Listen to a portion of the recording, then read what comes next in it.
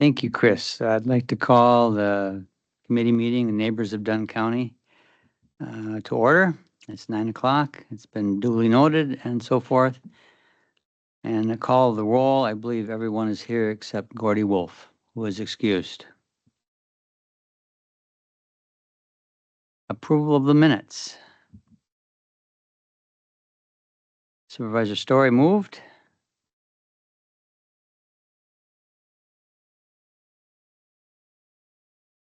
Okay, well, I could second it too, I guess I was here. Gordy, I'm sorry, Mr. Supervisor Laufer, second. Hello. Oh, Gordy, welcome. Hello.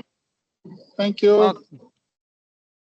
So let the minutes show that Supervisor Wolf was able to make it online. Right now, Gordy, we're approving the minutes. It's been moved and seconded, and right now we're going to take a vote to approve the minutes. All in favor? Aye. Any opposed? It passes. Is there any public comment that came through, Chris? No? Let's see. There's no one in the audience. That brings us rather quickly down to the Neighbors of Dunn County Audit Review, number 5 on the agenda. Chris, I'll leave it to you. All right. So just by way of a little bit of background for our newest board members, for a number of years, our audit firm, which goes out on with a request for proposal every several years, our audit firm was Clifton Larson Allen. About 2 years ago, they said that they were unable to continue to serve us. And so we did a new request, and we have last year and this year utilized the services of an audit firm located on the eastern side of the state called Kerber Rose.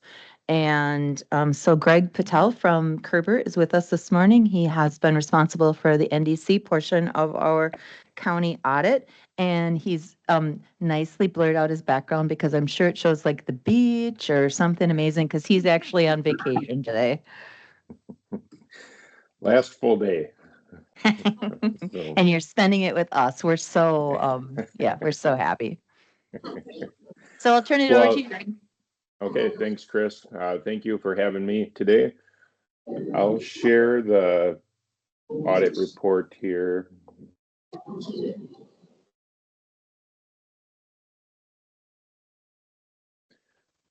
Can everyone see that? No. Can you make it bigger by chance? Yeah. I can go with one page here too as well. There you go. That looks Is that good. better? Yeah. Okay.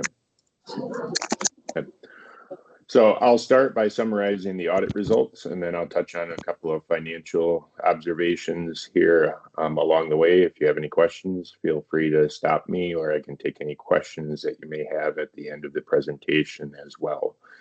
So the audit opinion states that you have a clean, unmodified audit opinion.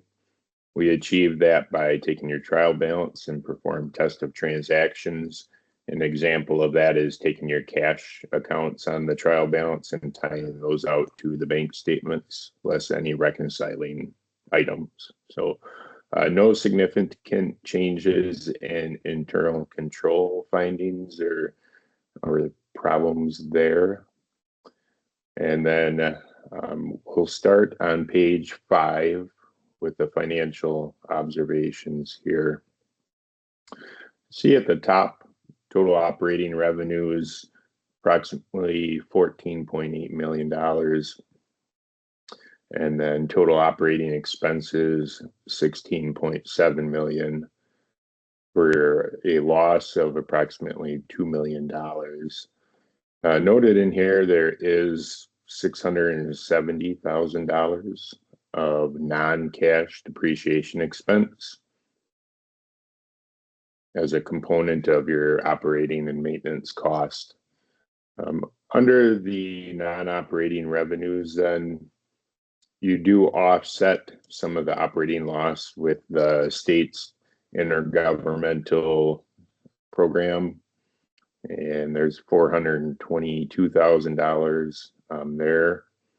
And then an overall net loss of $1.5 million.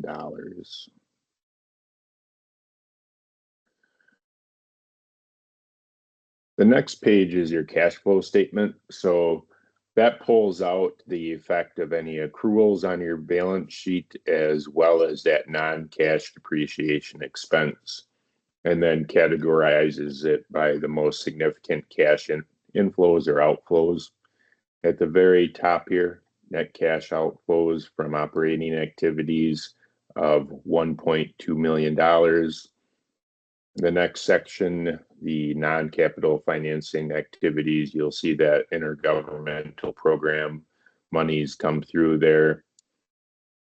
And then the most significant line in this category is the advance from other fund. So you can see that from a cash flow perspective, the general fund advanced an additional $740,000 for the year to enable NDC to report no negative cash, which is, from a GAAP perspective, you cannot report negative cash. And so overall change in net cash, an increase of 29,000 and ending cash of 40,000.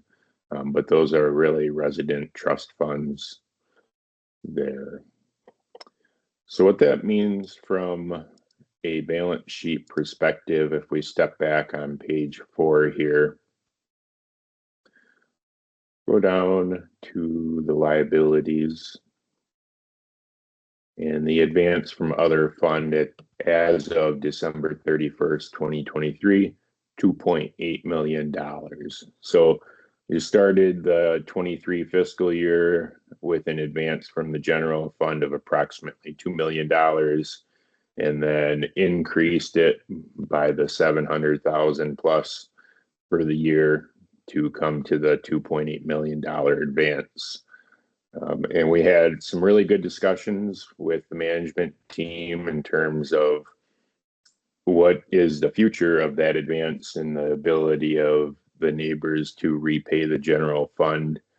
And the good positive thing as far as 24 and 25 performance from a projection standpoint is that the neighbors will generate positive financial results and be able to possibly by 2025 repay at least a portion of the advance here on the balance sheet.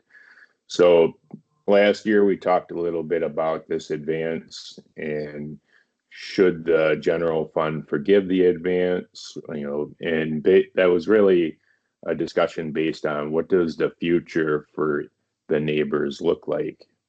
And based off of the projections with the increases in some of the rates from the payer sources, as Chris summarized in her management report to you to include for this meeting, it does look like NDC will be able to pay back this advance over a number of years. I would say so. Our suggestion would be to leave the advance on the balance sheet at this time, and then continue forward with your operations and with the anticipation that you'll be able to repay that advance to the general fund. With that, I could take any questions that you might have for me.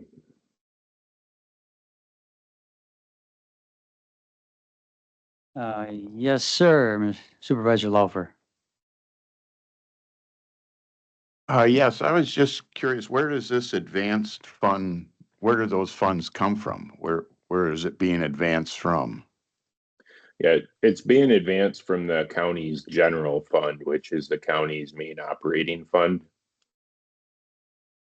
So once we get to the Dunn County financial statements, you'll see a receivable, an advance receivable on the general fund financial statements.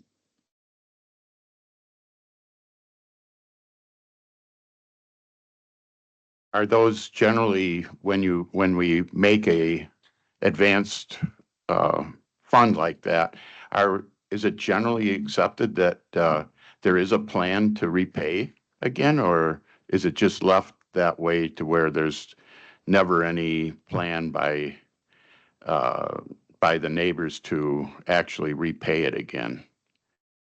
Is it just kind of left open? I think in the best case scenario, you would have a structured advance repayment. But I think with the way that the neighbors is right now, that I think not having a structured repayment plan is probably the best operationally going forward for that right now, to see if the projections, if the real activity meets the projections for 24 and 25. Because I don't really think you know right now what the ability to repay that advance is, incrementally at least. Thank you. Chris, did you want to? Oh, I would just add that, so the Neighbors is designed to operate as what's called an enterprise fund, which sort of the easiest way is some slang language from the like attorney world. Essentially, they eat what they kill. So they spend what they make. In this particular case, the general fund, our counties, and I always use this word sort of tongue in cheek because it's really not a savings account, but it's the money that we have to cover things that are unanticipated.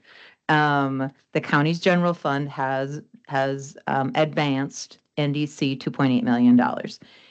When NDC has a financially positive year, that money reverts to the general fund.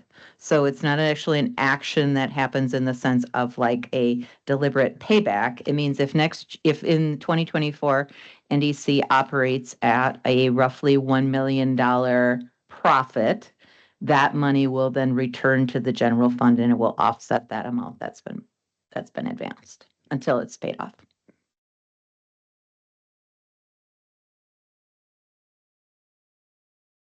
Thank you.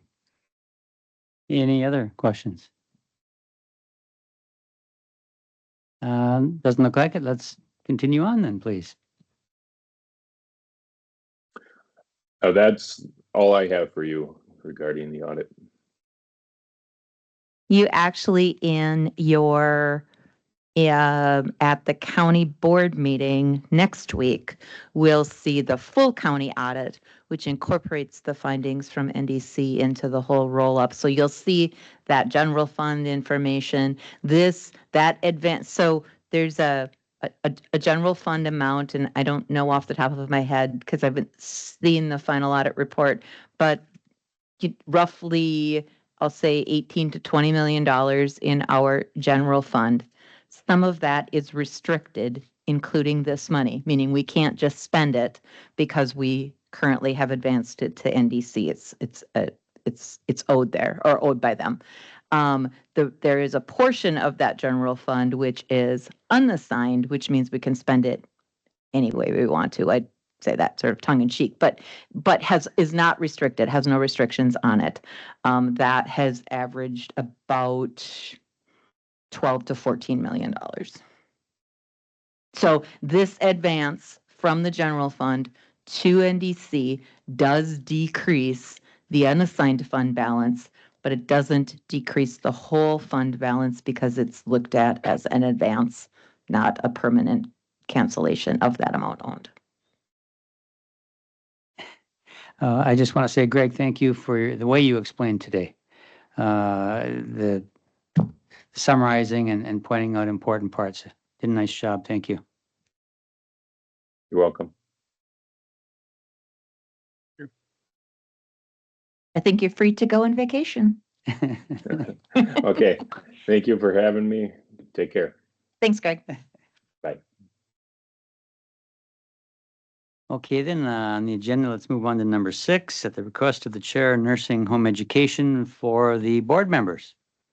6A, nursing home education dietary today.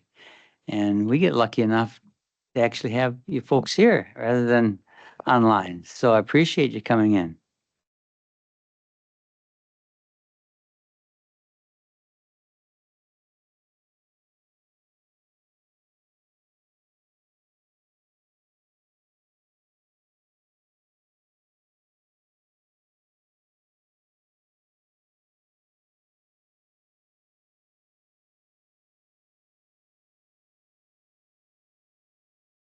Back to 1988.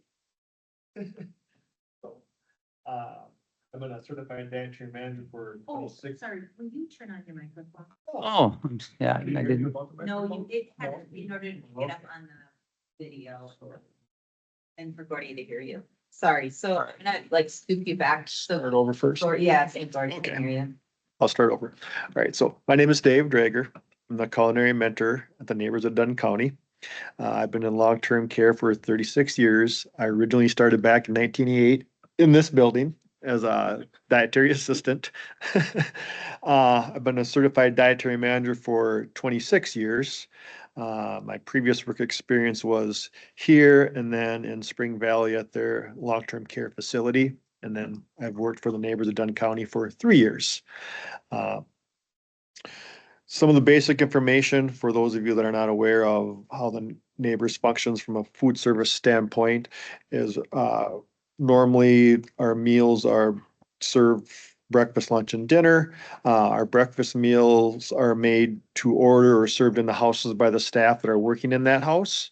Then our lunch and dinner meal are prepped out in our main kitchen by my staff and delivered to the houses accordingly with the different textures, diets, and alterations that are required to meet the residents' needs. And then Monday through Friday, we provide about 150 Meals on Wheels to the county that way. We have 3 congregate meal sites, Tantera, Hosford Rich, and Colfax. My main vendors currently are Reinhardt and Cisco for food and Blue Northern for some of our dairy products. My typical staff looks like on a normal routine is roughly 5 cooks and 5 dietary assistants. And then ultimately they'll rotate weekends and holiday shifts.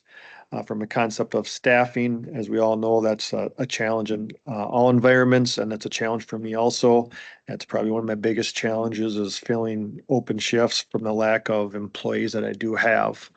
Some of my other job duties require working with menus, getting them situated with carry, sanitation, scheduling of the employees, ordering of the food for the department, working with employees on education and keeping up their credentials. Does anybody have any questions? Yeah, we get to see all those vouchers that he was just talking about a little bit. Spend a lot of money on food. I get deliveries roughly 4 times a week, either from one of my different vendors. So it's Mhm. a big process. I would guess. So what do you spend the biggest majority of your time on?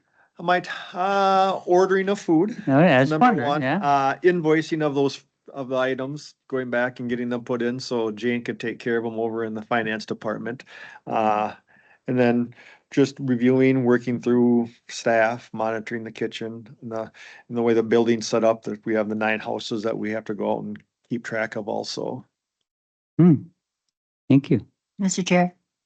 Yes, Supervisor Story. Hi, yes, I'm wondering, do you utilize like gardens from the jail, those gardens, or from the farmer's market? Do they have anything they're able to give you legally that works for helping supplement your There's needs? certain things you can and can't utilize. So Mhm. if you raised your own produce within the confines or on your facility grounds, you can utilize that Mhm. and things from the farmer's market. Normally, by using a vendor, you get much better pricing, unfortunately, just because of the quantity of items you're purchasing from them. We utilize what we call a GPOs, group purchasing. So you become a member of a certain group, and then since you're a member of this certain group, your prices are locked in for a time period on a given product. So some that you would be familiar with, maybe Hunt's ketchup. They may say, sell me a gallon of Hunt's ketchup, what we call street price, to a restaurant for $6 a gallon. Being that I'm a member of a GPO, they may sell it to me for $5 a gallon just because of the quantity that we use, and we're consistent with the amount that we utilize over a period of time. Well, what I'm wondering is like at the end of the farmers markets, there's always so much wonderful produce that's left. And I don't know what they do with all of that produce, And but it just seems to me that if they wanted to make some money, that there would be tremendous discounting that they could do if you're able to buy it Buy from that. them. I guess And- I've never looked into that. Well, I just wonder if they wouldn't negotiate, and if They they would might. say, so, you know, and that might affect your menus as well, but their produce is so beautiful and so wonderful. And so I would just question whether or not that's a possibility that would be helping them as well as helping us. So We have just. in the past had people that had contacted us, Mhm.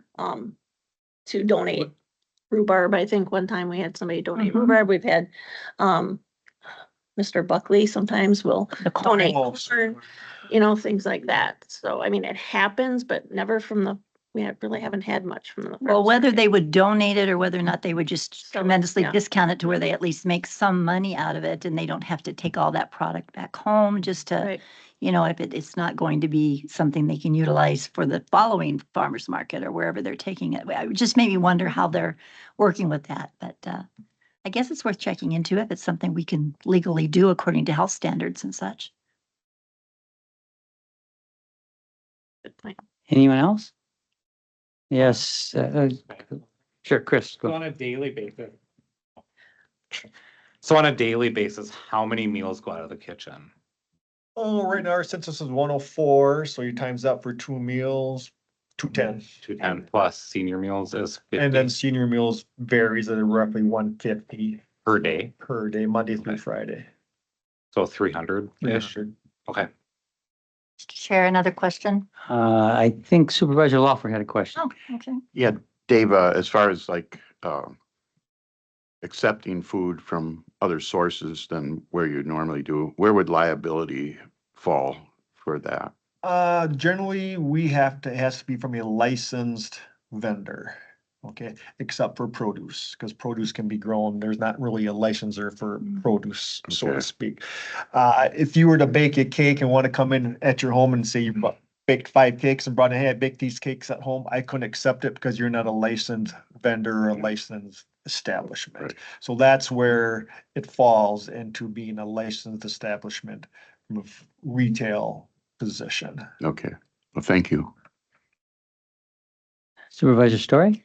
I know that from when my husband was there for a time that sometimes, you know, you've got your kitchens in your individual facilities.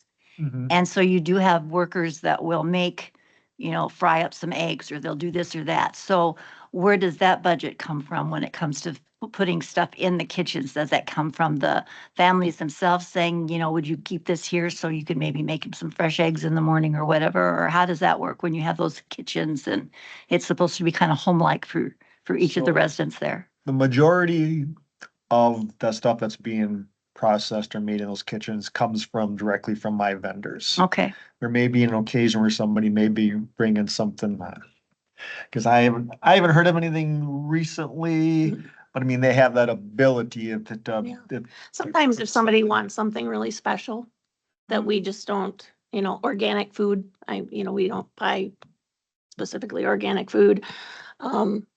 Some other special supplement or a certain product they might like, then usually the families would bring it in. okay. And then it's okay if the families bring it in as long as it's Yep. like from a grocery As store. long or as it's something from a like grocery that. store and it's, packaged and we can Okay. label and date it and keep it.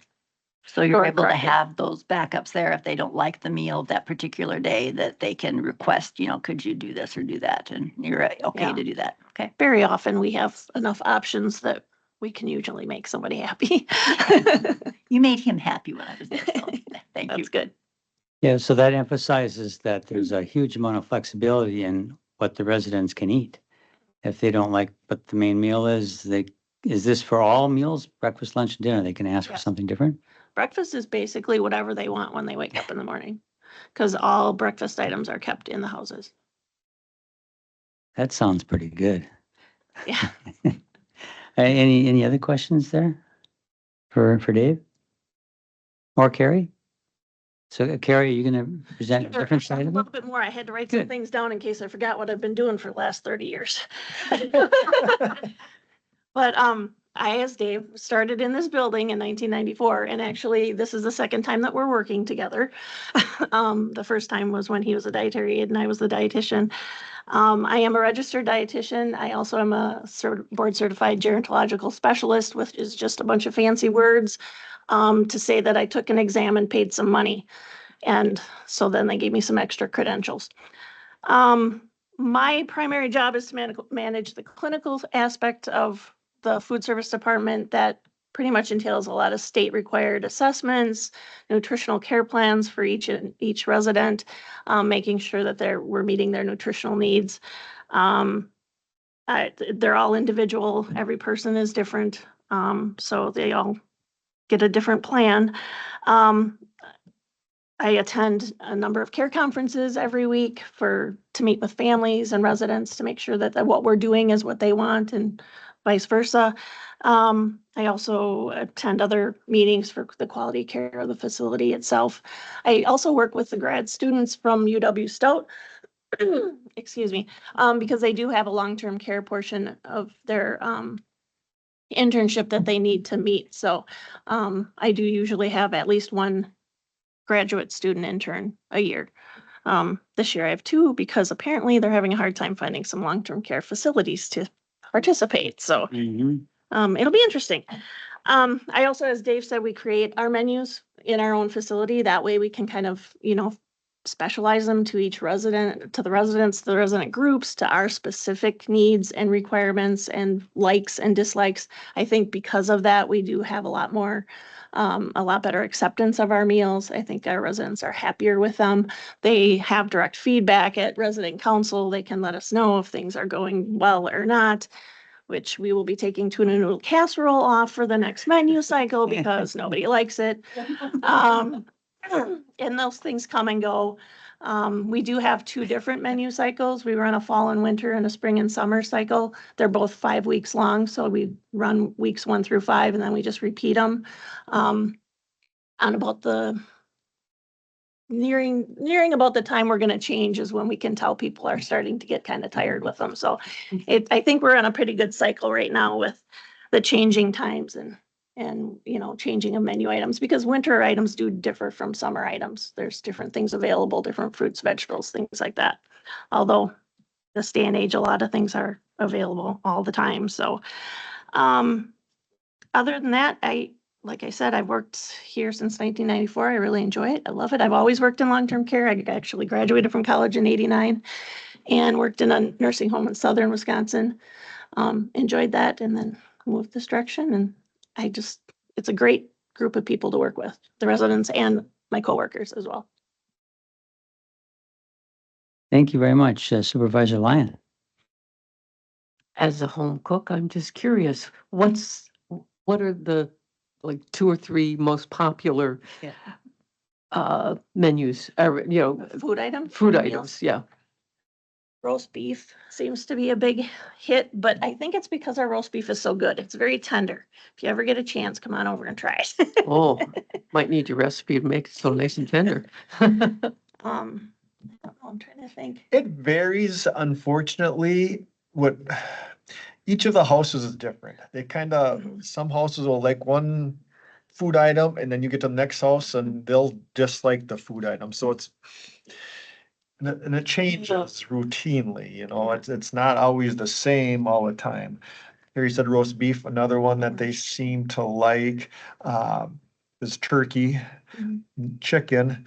But then from our standpoint of menu items, we can't serve them turkey, chicken, and beef 7 days a week. So then we throw in a tuna casserole, something different, and you receive negative feedback. On the same token, if you eat chicken and turkey all the time, you get tired of that also. So that's the balance that we struggle with, is trying to put something in a little bit different that the majority of them will like, to try and get just a variety built into it. But not too different, not with a crazy name. So basically you're feeding toddlers. Very It's- similar. it's ki- Yeah, My standard comment is when the only 2 times in your life that somebody's gonna call you fiercely independent, you're gonna be 2 or 92. I would agree, So- as the grandmother of a 4-year-old. Yes. we get good feedback on our soups. We make Mhm. majority of our soups Grilled from cheese and home, tomato sauce. you can't go scratch. Yeah. Well, they like some of the basic things like, hamburgers and brats and some of that Mhm. basic stuff Yeah. they enjoy. Corn dogs every once in a while. Yeah, You know, this is the only food that they get, so it's nice to throw in things that are not necessarily wonderfully nutritious. There are things that are in there that are not, Oh. somebody'd be like, oh my gosh, what are you feeding them? But it's, it's nutrients, it's calories, Mm-hmm, and we don't have it all the time, yeah, so. maybe you'd need a different tuna casserole recipe. yeah, we struggle with that one. Good luck. And I guess another thing we can look at too, since me and Karen have been in this business for a long periods of time, prior to a lot of the change in the whole concept of how we take care of our elderly, everything was very structured from a concept of meals and things of that nature. If you were diabetic, you couldn't have anything concentrated sweets, or you couldn't have cake and things like that. That's all gone out the door now. It's more of a flexible menu. Let them eat what they want, enjoy what they can. So from a concept, we don't really have any restrictions when it comes to a resident saying, you can't have this. If you want it, go ahead and have it. Enjoy it while you can. Concept. It So comes with a little piece of, this is why you shouldn't do it, but in the end, they do get what they want. Any further questions or comments? Gordy? No, nothing at this time. Sorry about the noise. Can't hear it. You've got it screened out real well. It certainly sounds, and my experience with the neighbors has been, they're so flexible with the food and it's pretty good. thank you. So, We yeah. have more positive comments than we do Yeah. negative. So. Well, you should. The other thing too is if they come in with a pizza party with the family, then they will help you with the pizza party with the family. getting the Pizza, getting in so that you can go outside and do whatever you need to do in their little porch. So Mm. thank you very much for all you do. Yeah, and thanks for coming in today. Thanks for having I'm us. sure you could be doing something else, but it's nice to put a face to it, and you did a nice job today, too. Thanks. Okay, with that in mind, are you up, Chris? 6B? Budget considerations and discussions for Could we do- 2025. Could we do one thing? Could we do a quick introduction of Charles? Oh, yeah, I know that wasn't on the agenda, but I had him come this time, so. yeah, my fault, thank you.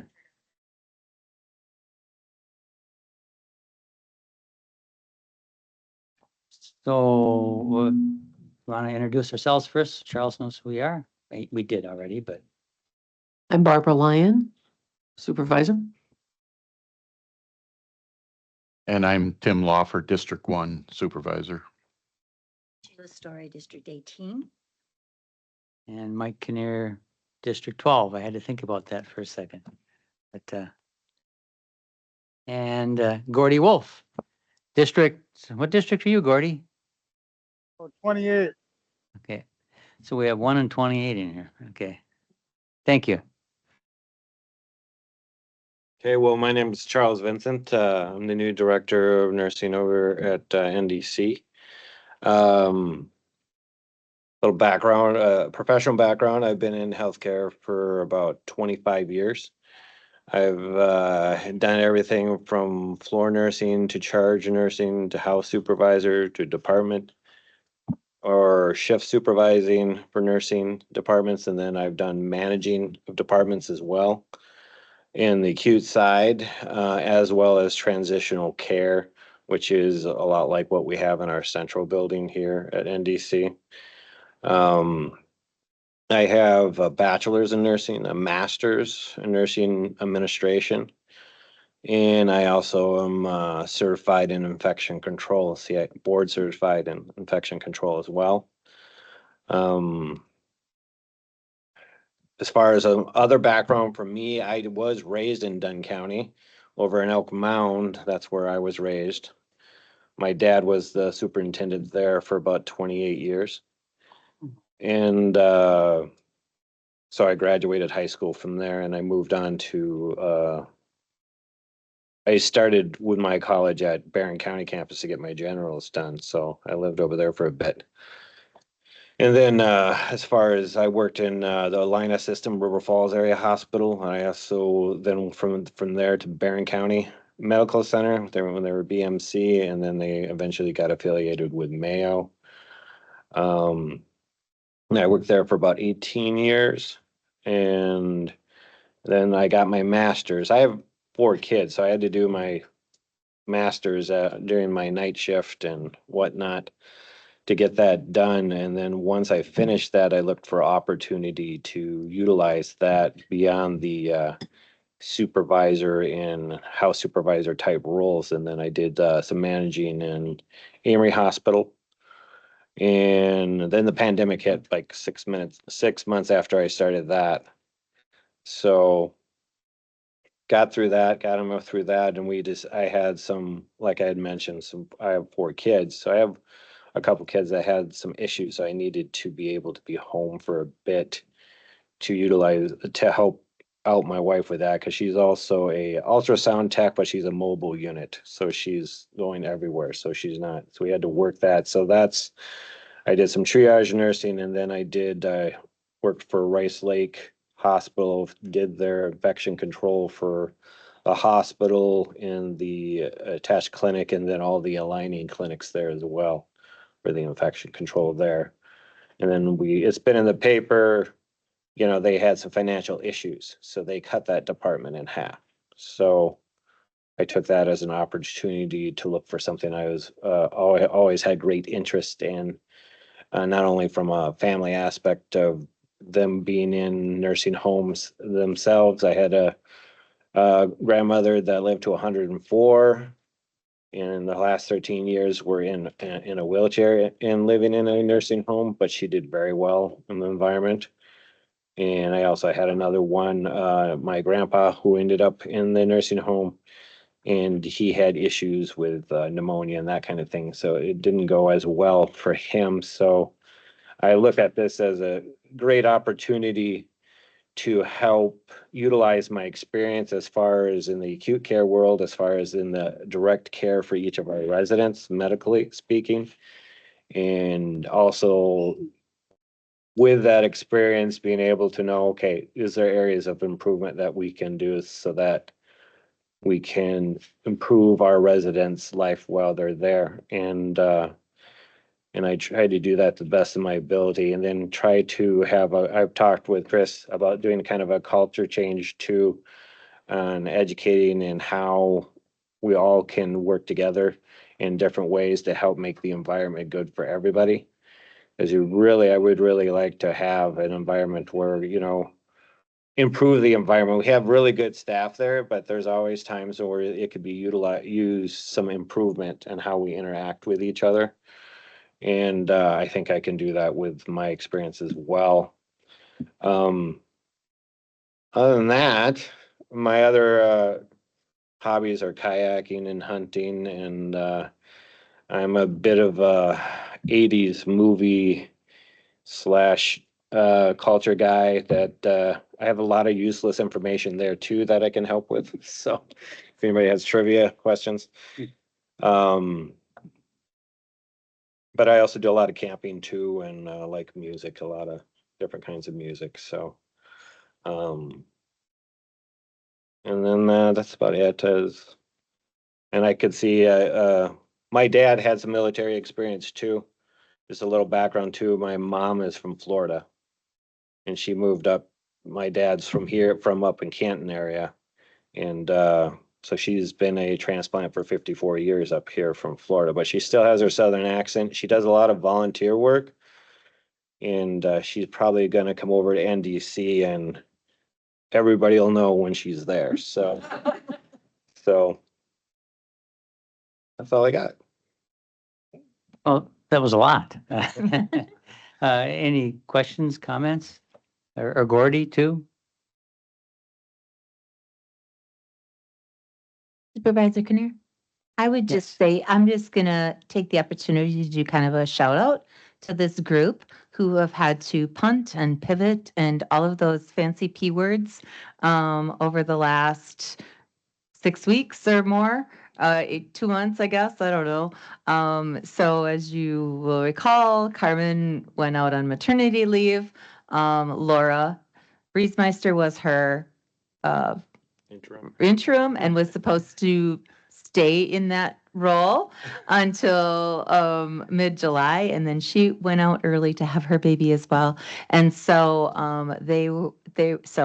all of them, Chris and Charles and Dave, Carrie, the assistant clinical mentors, they've all really stepped up to the plate to do an amazing job of sorting and figuring out. And in the midst of that, we had, and you'll hear when we get to the other report, we've had a little bit of a COVID outbreak, but we also had CrowdStrike last week and lost our electronic medical record for the better part of a day. And so they've had some learning experiences. Fun time.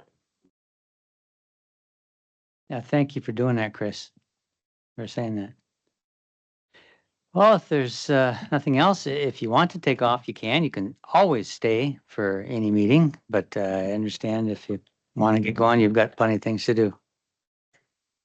Thank you, guys. Thank you. Good job.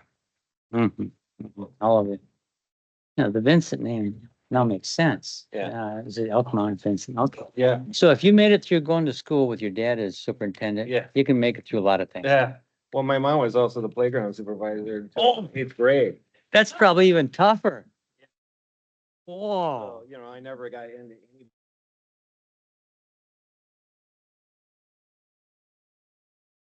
Bill Vincent. I'd be crazy.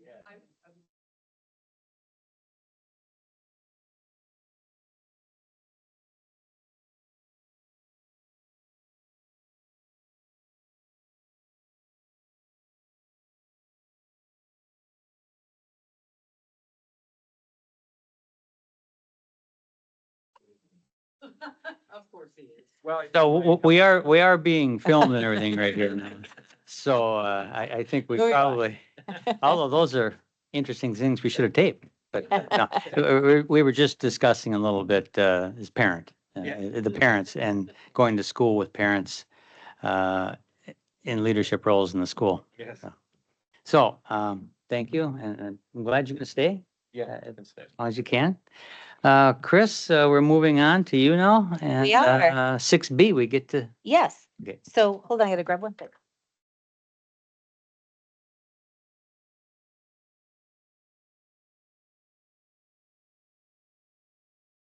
So you are the last standing committee to go through this exercise. And so some of you will have been through it previously. For some of you, it will be the first time.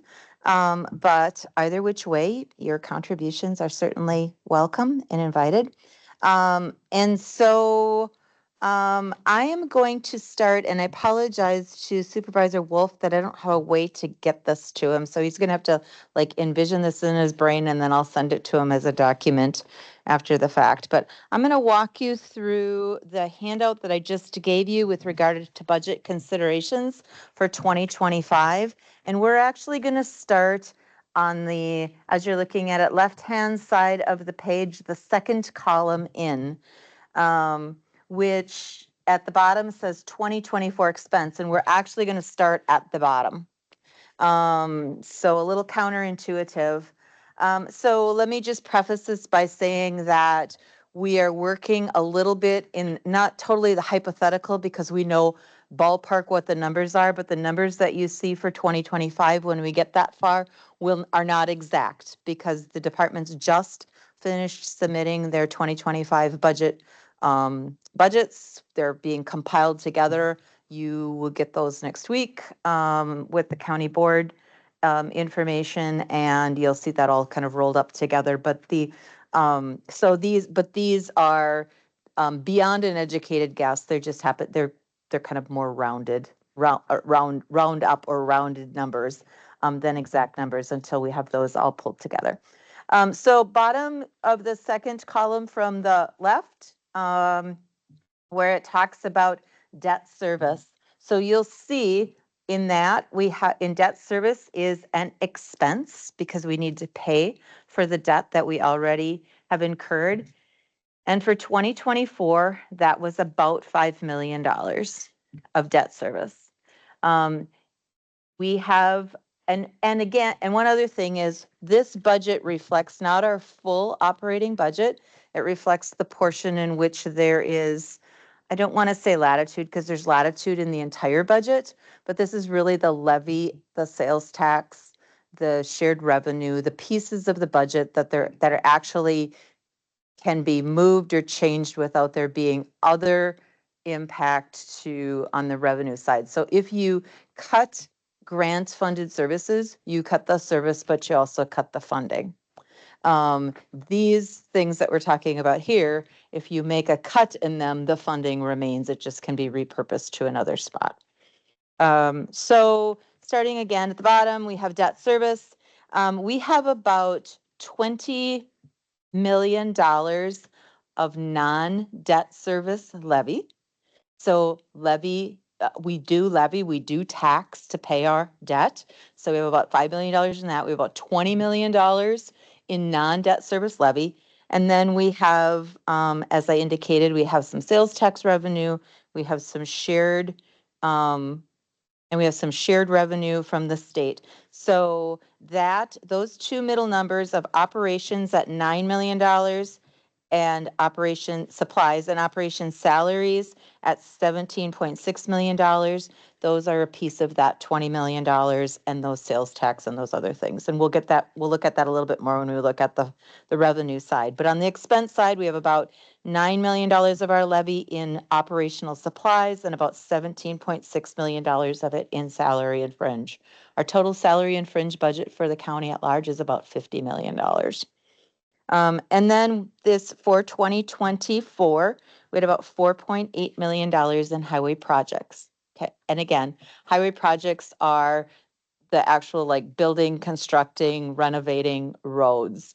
It's not our plowing, our mowing, our chip sealing and crack sealing and chip coating and all those sorts of things. It's just the County B project. It's the construction work that there were $4.8 million. So I'm going to bump you over to the left then to how did we fund those expenses? Again, starting at the bottom, we levied for $5 million to pay our debt service.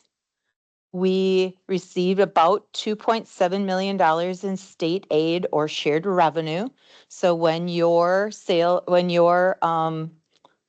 income taxes are paid to the state, they're redistributed back out in some formula to the counties and municipalities. Our portion of that was about $2.7 million. We collect about $4.5 million of county sales tax revenue. That's that 0.5% of counties of sales tax. So when the state sales tax rate is 5%, when you go to the grocery store or the gas station, you're going to pay 5.5%. That 0.5% adds up to $4.5 million for us. And then the levy portion was about just under that $20 million mark. We said we would utilize up to $1.4 million of our general fund or that unrestricted reserve information or account. And then we approved borrowing $3 million and used $400,000 of ARPA. All those things equal each other out. So any question about 2024? So 2025, I'm going to hop you over. Again, we're going to go to the last column on the right. And we're going to start at the expense side. Again, we have about $5 million of debt service levy. That's slated to slowly come down, but for this coming year, it's about the same as it was the year before, maybe a tiny bit less. We have about that same $9 million in operational supplies. We have about $17.6 million of our levy and other funds that we use in salary and fringe, and we have a $7 million highway project ask. That $7 million keeps the highway department on a 20-year replacement cycle for roads. Right now, we're at 42 years. And so that means like if your county road in front of your home gets renovated, it will get renovated, it will get replaced again in 42 years. And this $7 million begins to move us to that 20-year replacement cycle. And then we have about $1 million in salary and fringe. Now this takes into account if we provided, this is based on providing a 2% cost of living increase. And then we have a pay grid that people are placed on the grid based on their responsibility and education and all those sorts of things. It's 11 steps. So when you come in, you usually start at step 1 to 3, depending on your experience, and then you move up a step a year. And so in order to provide the existing staff with a 2% cost of living increase and their step increase, it will cost us about $1 million additional dollars over what we expended last year or this year. I get confused in my years, this year. So let's look then at the second column in from the right on the funding side. Again, we levy for our debt service, so that is where that money comes from to pay that $5 million. We anticipate an increase in our state aid or our shared revenue. So last year, the state, for the first time in decades, redid the shared revenue formula for counties and municipalities, and they based increases, which hadn't occurred for about 20 years. They based increases on state sales tax revenue. So ours will go up a little bit. Again, these are where we get to some ballpark numbers because we don't know exactly. We'll know here in a week or two. Our county sales tax revenue also continues to grow. So you'll see we budgeted for about $4.5 million in 2024, and we're looking at about $4.7 million in 2025.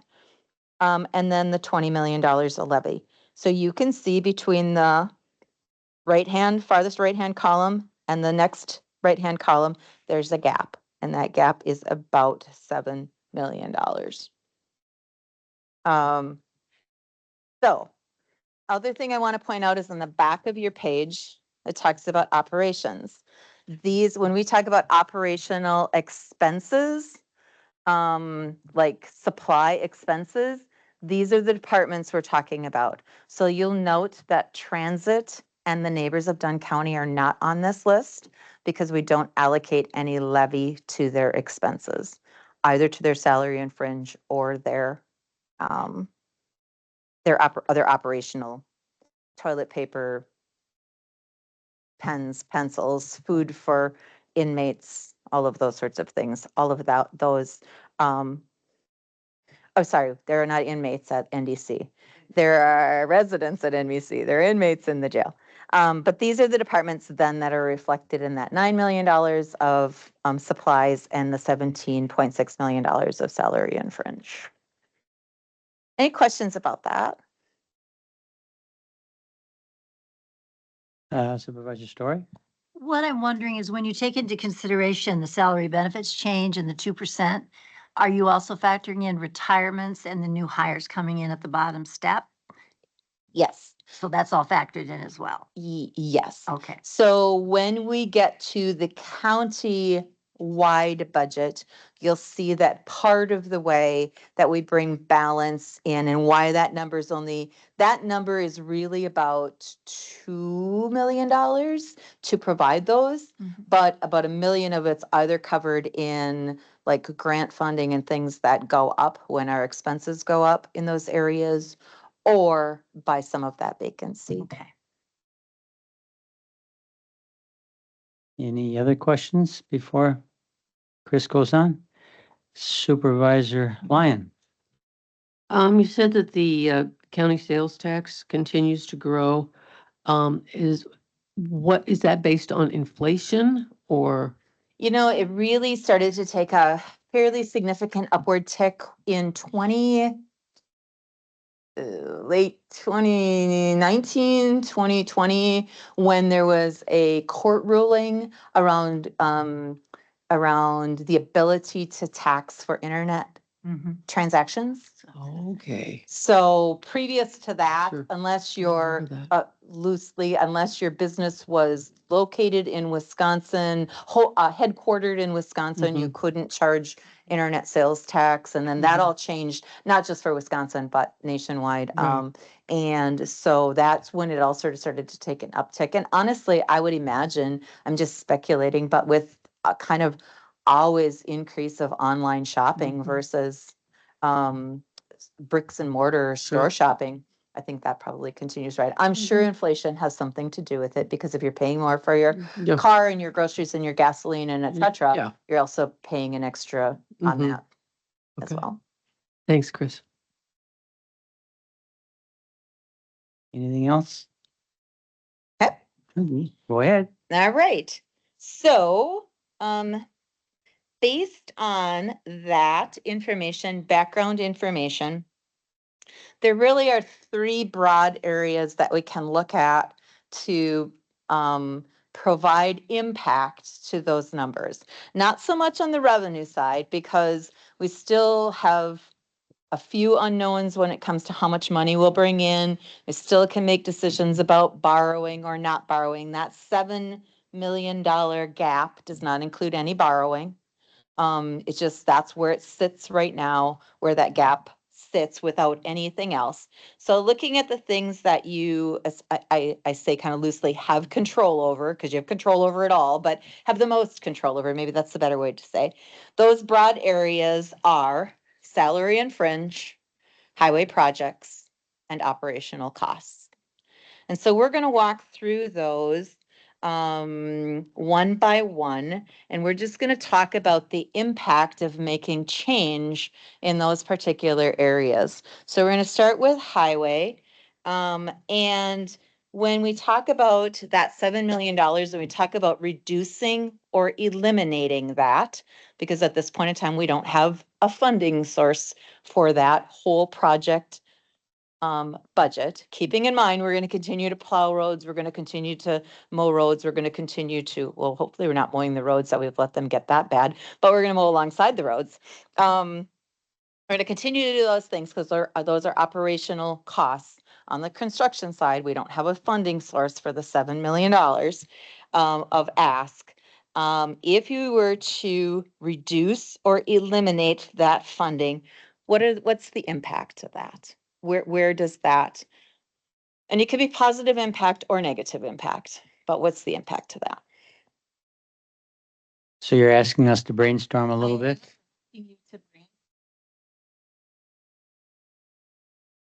And looking at reducing the highway and what are the Projects. highway projects, yeah. And seeing, well, if we reduced it, what are the good things and bad things? Yep. Okay.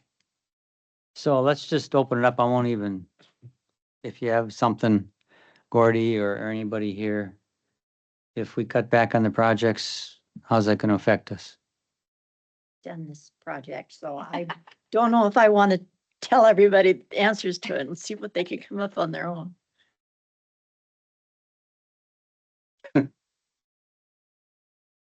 We reduce,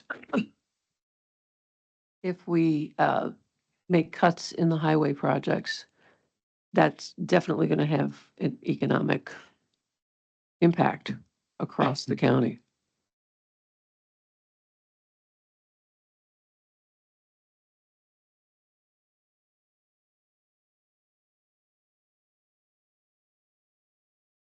You mean a bad economic impact or? Oh, okay. All right, yes. Good for clarifying these. Yeah, if you don't have good roads,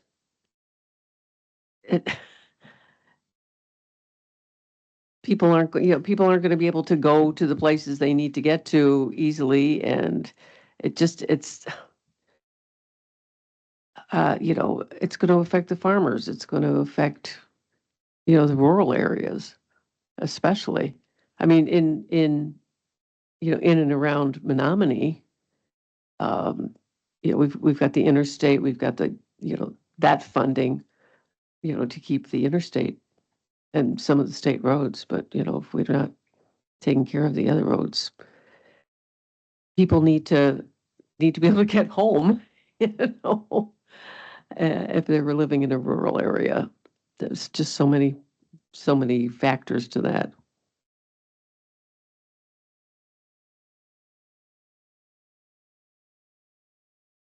I've been on our township board for a little over a year now, and so I've kind of found out what it costs to put in a mile of road. Now it's unbelievable how much it costs to put that in, and those are all put out on bids and everything too. So we have to always make those decisions on how much we can do according to the revenue that we're taking in every year. So we're limited as far as the funding that comes in limits us basically on how many road projects we can do in one fiscal year. I've lived here for 44 years, and our road has never been There you go. So you're in that. redone. Plus, It's- it's a 42-year average. Yeah. So it's not necessarily Right. road by road. Yep. And although they have, the county has made substantial improvements to the existing road by crack filling and doing the things that they can do. And it does improve it a great deal, but it's just hard to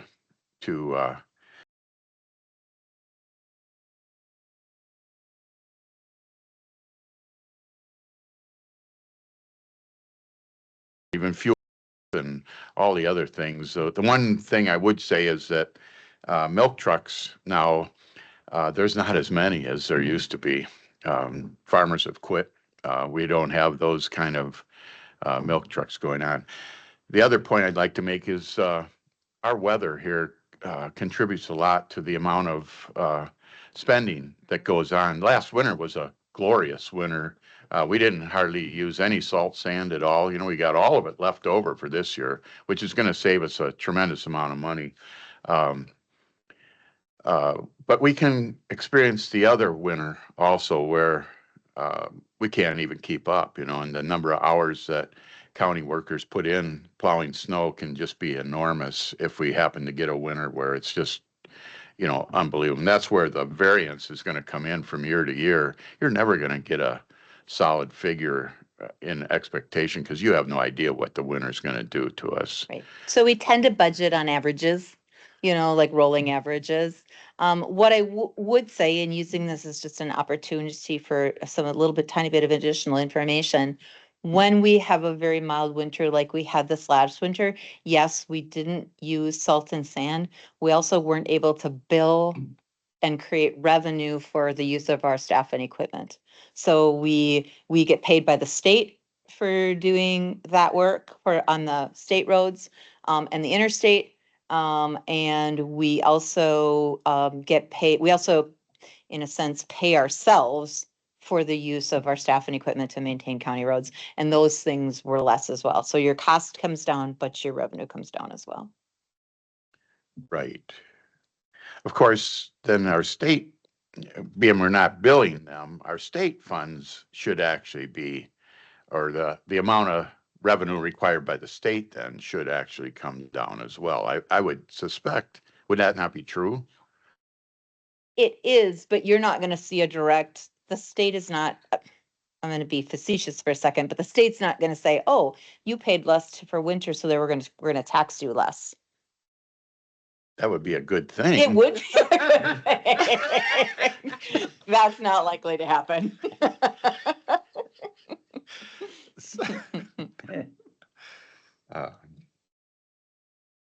So that's all I wanted to throw out there was, what I've learned in the last year concerning roads and stuff. It's and the cost keeps going up every year too.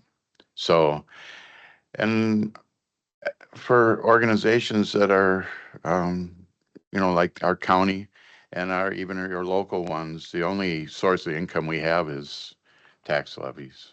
We don't produce a product that we can generate income with. We just basically raising levies on people.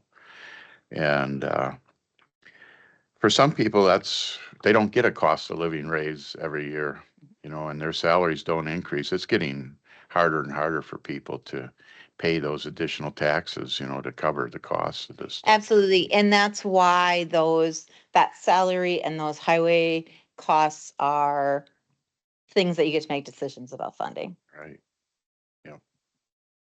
We don't provide goods, but we provide services. The townships and the county is the way I look at it. It's the services that are being provided, just as if you're going to a hospital or anything else. But Sheila, Well, what I just would maybe add, just go ahead and what I would add is what we're all about is economic development. And economic development means we have to be able to draw in people and businesses to improve our tax base so that we can pay for services and things that we need. And one of the things, obviously, that businesses are going to look at and people that move here are going to be, conditions of the roads, traffic, and those kinds of things. So it would affect the economic development packages we're able to put out there for people to come into our county.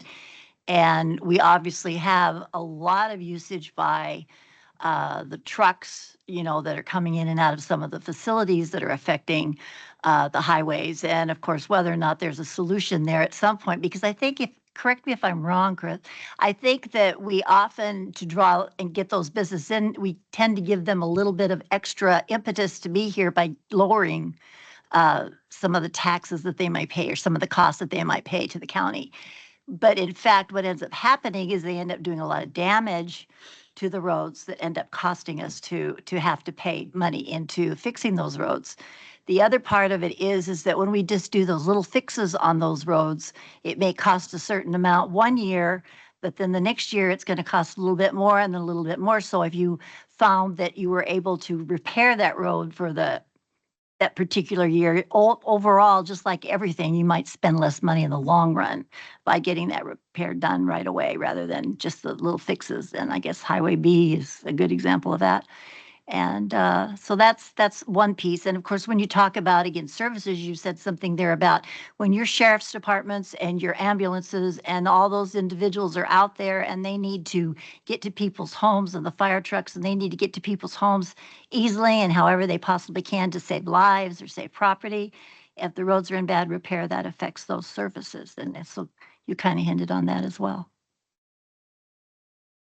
So one more piece of information just for you to put in the back of your brains as we move forward in budget discussions, particularly as it relates to the highway department. We are staffed to do maintenance, kind of county operations and construction. We have staffing to plow, mow, etc., and build stuff. And we also have equipment sufficient to do both.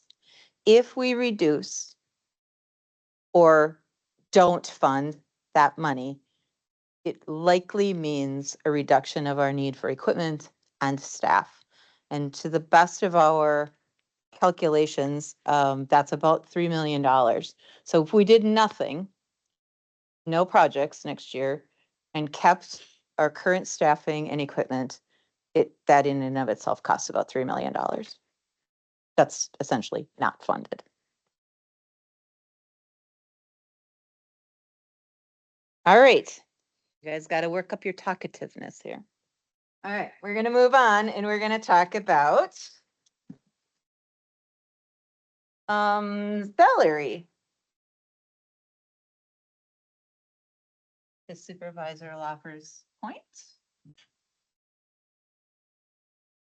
Again, reiterating that the current, this current graph at least, and we built the first round of budget, understanding that people get to make choices about that. The board gets to make choices about that.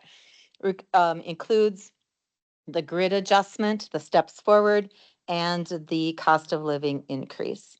So we have a group of people that are at the top of the group, about 70-ish people at the top of the grid. They're at step 11. For them, then it only means a 2% increase, there's no step increase.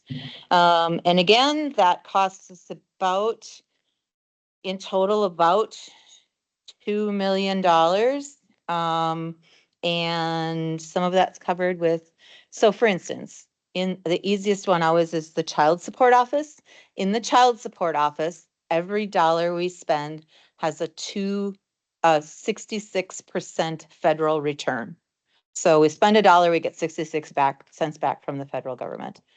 That money, so when we do an increase of salary, we get back 66% of that.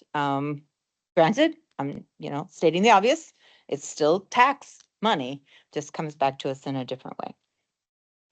So keeping in mind sort of that cost of living and step increases are things that you get to make decisions about. What impact should we consider when reducing or eliminating salary increases? So we take that 2% to a 1%. If we provide cost of living but no step, we provide step but no cost of living, we provide nothing. In terms of an increase, what impact does that have? And anybody can just jump in now, but I'm thinking neighbors especially, if you couldn't keep up with salary, it might be a struggle, and we'll, It would be like retention of staff, that's what it affects. That type of thing, and also the ability to compete with other businesses. And that also is a factor within that retention. If another business is able to provide more of a salary base or increase, they'll go to that over us. So That's Yeah. good too. Yeah. I don't know. There's Thank you, Charles. within the market, yeah. Thank you, Charles.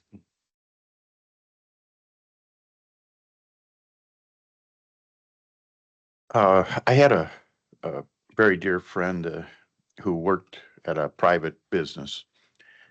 Very good mechanic he was, and his wife had some severe health issues and stuff. So the business that he worked at supplied health insurance. However, um, the highway department actually was able to offer him better benefits and a more salary than the business that he was working for. And so he actually left private business and went to work for the government, which I didn't really care for that because he worked on my machinery and stuff, and I guess that's my only concern is that um, government can actually outpay private industries or offer them more uh, benefits and more salary than private companies will, and actually becomes a competitor to the private citizen then to the point where they can't really hire the type of employees that they would like to hire and maintain or retain them in their employment because they're competing against their own government, which they're funding with their tax dollars to compete against themselves. Can you see where it gets to be a kind of a dilemma for a competition between private people and private businesses and the government that we fund with our tax dollars? So it's something to consider a little bit when we um, implement further increases all the time to government workers and more benefits all the time. We actually make it a lot harder for businesses in our own district to compete then to hire employees and keep them. And it totally, I totally hear what you're saying. I think if you took the labor market over the last 4 years and you threw it into a blender and you pushed the on button, you kind of get what we have for a labor market. So it's very, kind of popcorned. certain things, so every 3 to 5 years, they say 5 to 7 years, if it's sort of normal times, 3 to 5 years, you should do a market wage analysis. So we just completed one year before last. And so that looks at, as much as you can, it looks at other governmental entities, and then it looks at whenever private business is willing to share. I will say, as a general rule, private business is much more kind of proprietary about their information. So sometimes it's difficult to get comparables, but probably one of the spots where we most see the ability for comparables is in the nursing care, because we know what nurses make. But what we've seen is that so we try to stay, as a county, we try to stay at close to the 60% mark, meaning that if you take everybody out there that we know about, that not that we know about, but that we can measure, or we have measured, and we take from the lowest one to the highest one, we try to hit for that 60% mark. So we're not hitting for the top of the scale, we're not hitting for the bottom, we're hitting at about, trying to maintain at about that 60%.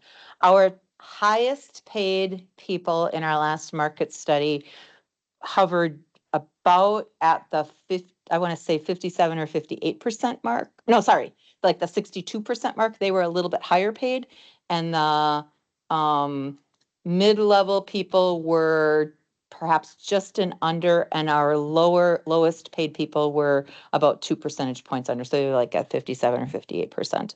So we've done an okay job of getting us to that, equitability in that sense of other employers. Again, probably more heavily weighted public sector than private sector, because the private sector market can be difficult to get information from.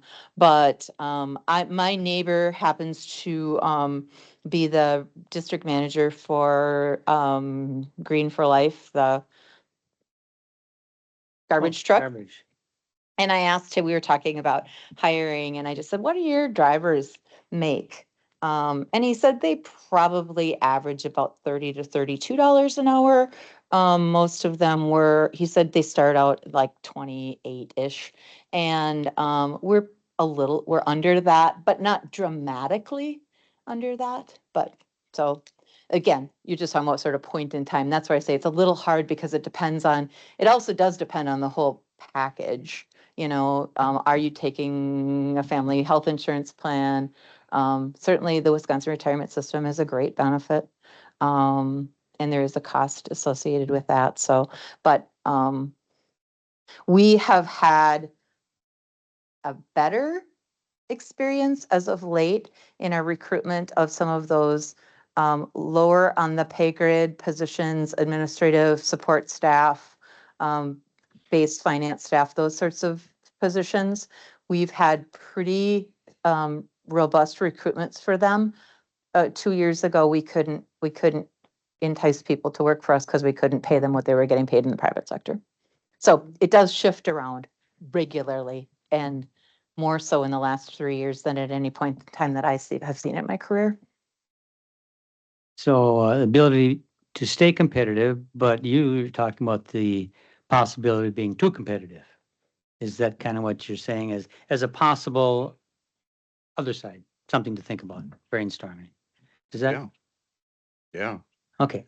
I don't want to put words in your mouth. Well, no, it's just, it gets to be a problem really and then for you talked about enticing private businesses to come into the area or whatever. Well, that makes a difference too, in their ability to pay, competitive wages It's the prevailing wage. kind of- exactly. It's something that has to be thrown into the mix too to consider, Absolutely. as well. Well, and the neighbors is kind of unique though, in that the neighbors is forced to get traveling people to come in, which means it costs more money for them to pay them. And if there was a competitive wage that was out there, so that as people did go to school and they said, oh, Menominee pays really well, we could get those people to be hired here, not have to pay as much to the people that are traveling, but also maybe even have them be in Dunn County to where they're contributing to the economic you know, the tax base, maybe buying their house here if we have enough housing, that kind of thing as well.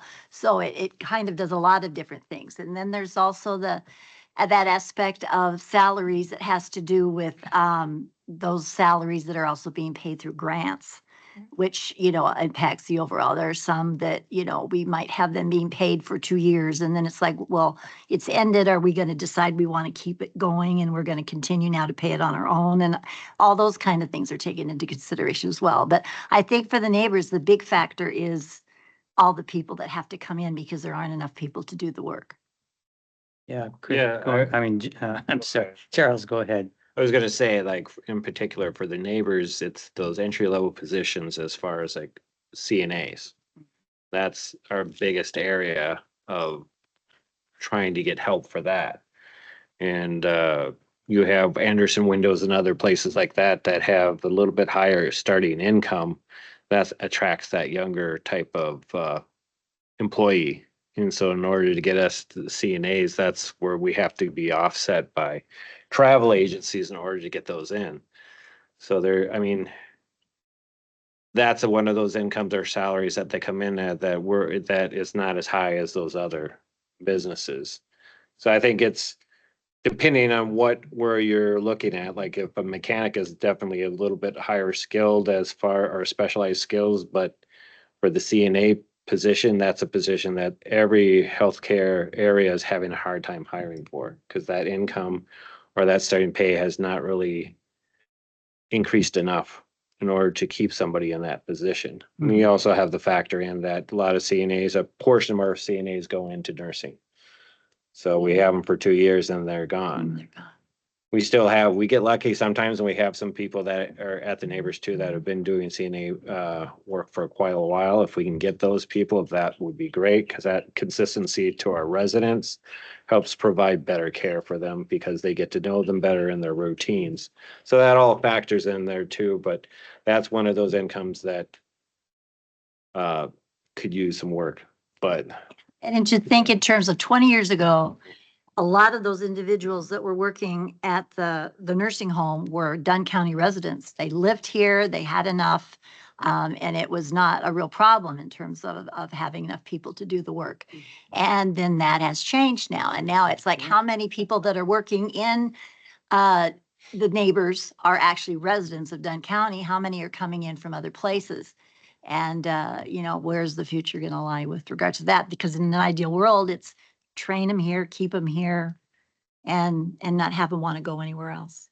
So in the interest of just moving us along, I just wanted to add one more piece that I am aware of has come up. Not providing a salary or fringe, just not providing a salary increase or a step or cost of living increase is a one-time or at least minimally a short-term fix. And what you do is you do a little bit of kicking a can down a road. If the prevailing wage is $20 an hour, we don't move it up in 2024. We don't move it up in 2025. In 2026, we're 2 years behind the prevailing wage in the market. So, and then we have in the past, in order to remain competitive, had to do a market adjustment, which is sometimes kind of costly. All right, one last area to talk about quickly, operations. Again, this is all the stuff. This is meals in the jail for inmates. This is placement costs for adults and children who are in need of protective services. This is gasoline. This is lawnmower supplies. This is toilet paper, IT equipment, etc. This is all of those things. So we have about $9 million of our levy / other flexible income in operations. If we were to make a significant cut in operations, for the sake of what I'm about to ask you to rank for me, if we were to do $1 million cut on the operations side, what's the impact to that?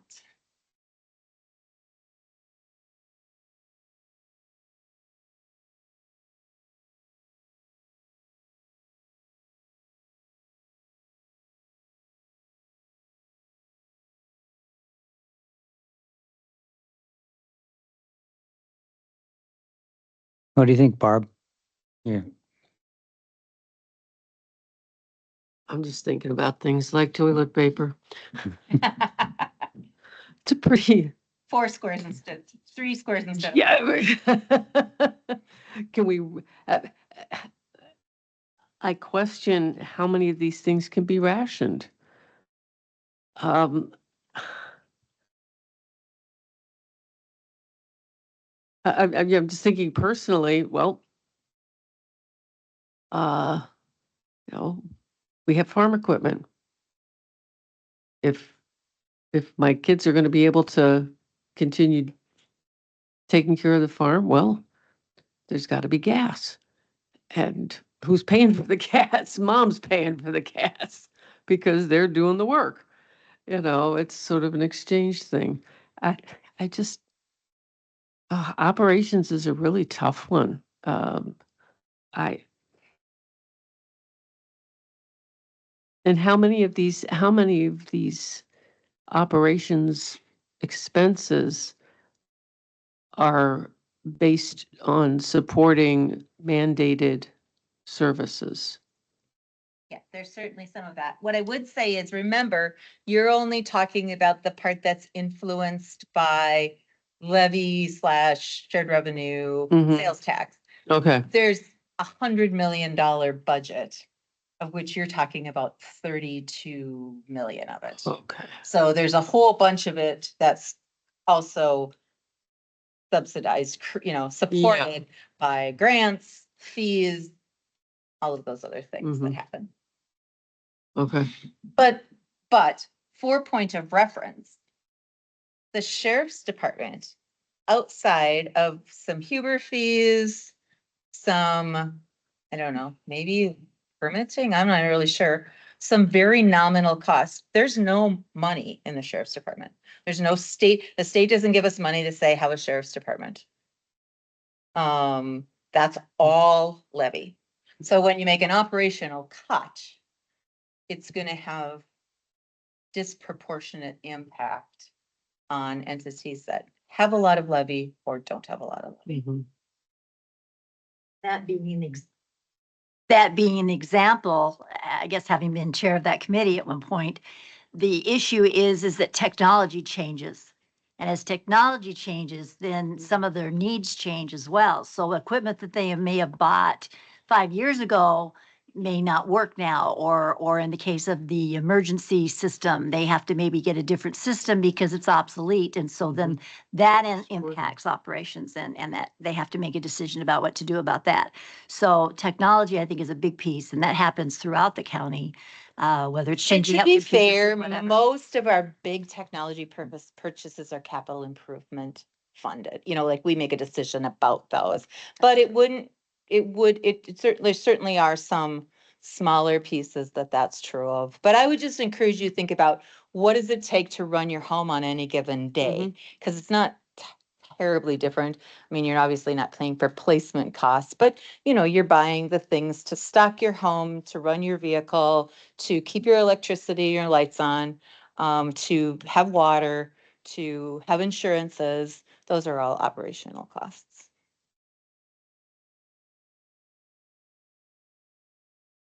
One of the things that strikes me is, and it's part of, the committee function of how the county operates. I see, for instance, in facilities, I'm on the facilities committee, and I see, all of the, uh, cost savings that, Scott and Abby Feld can come up with, by selling a vehicle, by arranging a special deal, by getting a grant, to cover the costs. I just, I've been so impressed at, how he manages to run the operation, in a pretty lean way. And I think that, uh, all of the, all of our operations are, I think, probably doing the same thing. So are we, you know, they're looking for the best prices. They're looking for the best deals. um, doing the best that they can to keep things operating in as fiscally responsible a way as possible. And we're going to come back, we're going to come back to some of these concepts over and over again, but I think it's really important on the front side because it takes some time to wrap your head around the fact of what levy limits really mean without attaching a judgment to whether they're a good thing or a bad thing. The only things that do not fall within our levy limit are debt service is debt service. So we have about $20 million of, I'll say, flexible levy. We can spend our levy any way we want to. It doesn't matter if we have $22 million of costs. We can't levy for that. We can only increase our levy on debt service. So, or you can do a referendum to increase it. But those are the two ways that you can increase it. So when we talk about $1 million cut to operations, that would potentially be to either fund other things like highway projects, or if you cut that, you reset our levy limit $1 million less. So next year we would have that automatic $1 million less to deal with. We're going to spend a bit more time again with levy limits because they are so hard to get comfortable with understanding fully. But like someone said, someone in one of the other groups said, well, let's cut our debt and then we can spend that money in other places, and we can't. When we cut our debt, we don't levy for debt, but we can't spend the money in another way without more debt, borrowing again.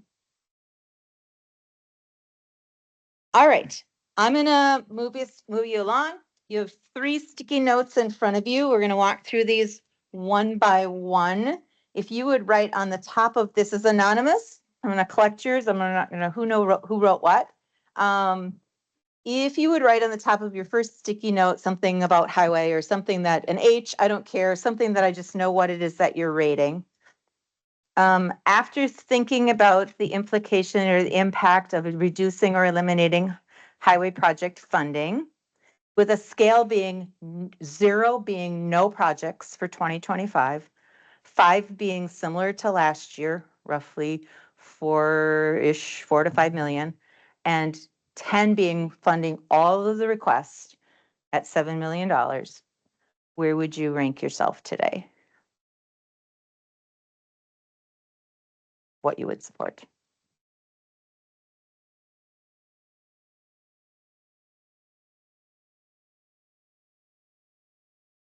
And then similarly, if you would write on the top of one of yours salary or wages or something, so I know that that's what the ranking is for. And again, I'm compiling all of these for you for next week, so you'll see sort of what the consensus was of the group and some of the comments and feedback of the entire board and all of the standing committees.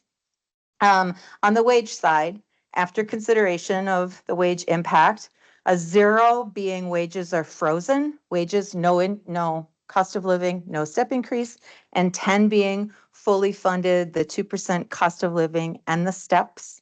Where would you rank yourself? What you think thoughts are today?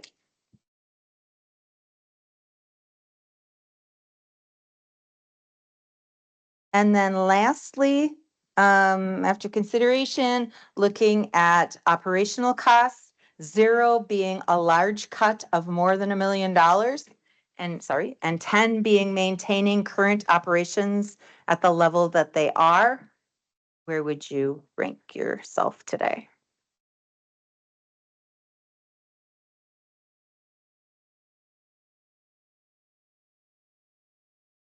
And again, the point of this exercise wasn't to come up with a right or a wrong. It was to prompt some thinking, utilizing the more experience of some board members, lesser experience, all being different sets of eyes to look at these issues and weigh in on them, and hopefully give you some food for thought as we move forward with the budget process. So thank you very much. Thank you, Chris. How many times have you been through that now? Hopefully I have a greater understanding. Yeah, if you want to learn something really well, you teach it, right? Yeah, there you go. Okay, thank you very much. We've been through quite a bit here already, and now we get to go to number 7, Community Mentor Administrator Report. And who's that gonna be? I can. So for quality assurance, I don't think there's anything glaring to update. Carmen will thankfully be back next month. She could probably have a little more insight on that. Go down to the employment activity report, which is in your packet. Did have an uptick kind of end of June, beginning of July. Have some hires for July. I think I have 6 starting on Monday, 4 of which are CNAs. So pretty excited about that. And we did have some June hires. Did have some people. Oh, sure. I forget that every time. You want me to start over with quality assurance? Okay, so quality assurance, on the agenda, quality assurance steering committee updates. Nothing real new to report on that one. Carmen will be back next month. She will probably provide a little more of an in-depth, but for what we need to know for today, I think I don't need to report anything on that one. The employment activity report, we did have an uptick in applications kind of mid-June for some July hire dates. As I said before, I do have a orientation group coming in on Monday of about 6, 4 of which are CNAs. So I'm pretty excited about that. Obviously, we did have some resignations during that time. Couple of part-time cooks had left. They had a part-time homemaker move to Florida, and then kind of the normal. It wasn't a real heavy month for resignations. We go on to open positions. Those would be adjusted with kind of the onboarding and offboarding. We popped down to work comp lost hours. We did not have any lost time injuries during the month of June. And for number of shifts missed to COVID in June was 0. That will look a little bit different, unfortunately, for July when we report on July next month. We go to the referral activity report. So number of residents at the beginning of the month was 107. We did have 77 referrals, 65 not admitted. We did admit 12 of those 77 referrals. And as always, some of those referral reasons just aren't appropriate for the neighbors. You know, if it's AODA, overweight limit, no payer source, those types of issues, we can't admit. We did have 3 deaths, and then we did have 7 people from our rehab unit discharged to home. So the rehab unit is doing what it's supposed to do. So we're keeping steady in the rehab unit.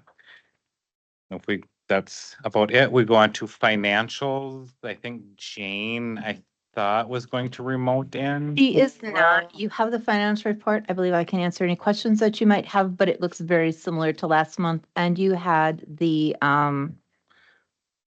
summary that I provided to you in terms Okay. of sort of the overall picture Okay. of I where think we that- were at. We're still anticipating, still running our model and looking at a roughly $1 million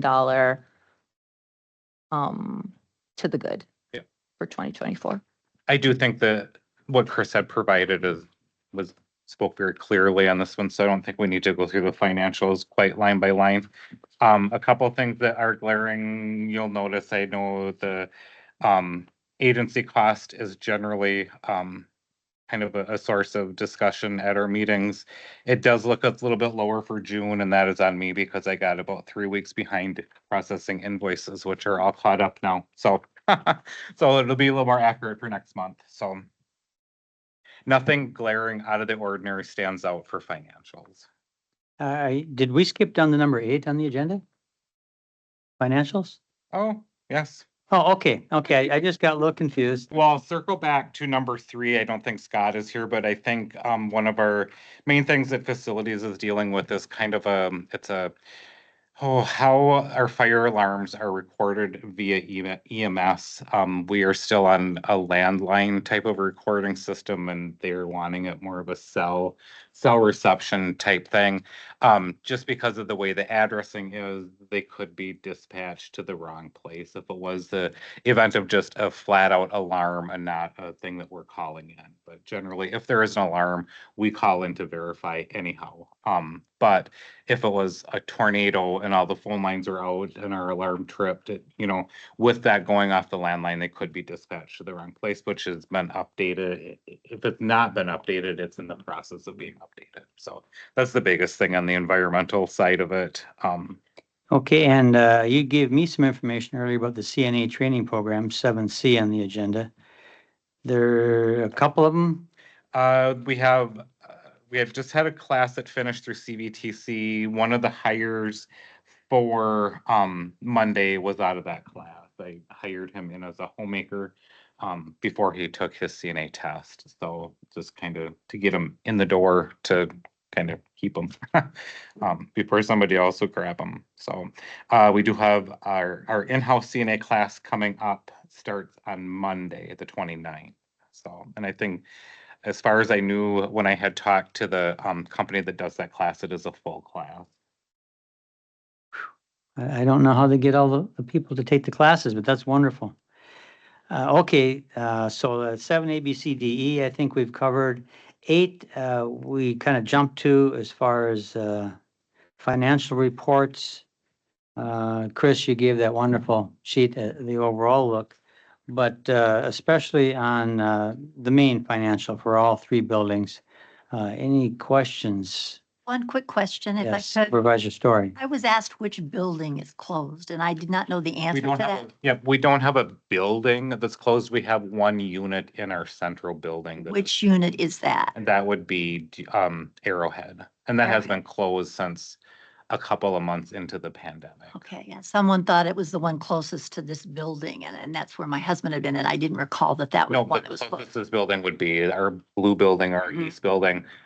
No units in our outer buildings have ever closed. Okay, We do have one in our central building, Okay. Arrowhead, which is closed, remains closed, because that's also where our CNA class operates, and we cannot have residents living in an area where we're operating a CNA class. So Any questions, especially? I have a question on the financials. W- Last month, we were 300,000 in the hole, and this month we're 1 million above. How does that happen so fast? And I want you to do it again, that same proportion each month. As I recall, I have no idea. How's that for a good answer? As I recall, there was something that we were waiting. I think we had some delays on some payment stuff. We might not have run projections. I'm not 100% sure. I am certain of the number that you provided. I mean, I'm confident in the number that you provided today because Jane Beata, myself, looked at it in depth again last week, to make sure that we thought that we were still on par. So, I can't speak to last month, but I can speak to the accuracy of this month's. Okay, well, that's what I wanted to really hear. it could have something to do with the Medicaid rate adjustment. I think, It seems like it was something like that. Yeah, the revenues were much higher. Yeah, public charges, miscellaneous, donations was 20 grand higher, but revenues were higher. I noticed that. Okay, that was my question on that. I was just looking at the overall. Any other questions for how we're doing there? Okay, then we need to approve the vouchers. I hope you've had a chance to look through those, and now we met somebody that does all that work, which is kind of nice to see the face. I was going to ask him about Bimbo Bakeries. I don't know where they got that place, but that's. So any questions or anything about the vouchers? Anything you saw that stood out? I actually looked through them and I felt comfortable with them enough that I would make a motion to approve. Thank you. And I heard it. That was, Supervisor Story moved to approve the vouchers and financial report. Second, Second. And any other? All in favor then of approving the vouchers and financial report? Aye. It's unanimous. So that is that. Number 9, next meeting time, date and announcements. The August 22nd. And any announcements, Chris? County picnic next Wednesday in the afternoon. Come and have a bite to eat and Watch us get dunked. watch us get dunked or dunk us. Okay. Anything else? No? And the Dunn County Fair is going on right now. Absolutely. So, but thank you, everybody, for coming in and going through a little longer one, but appreciate it. We are adjourned.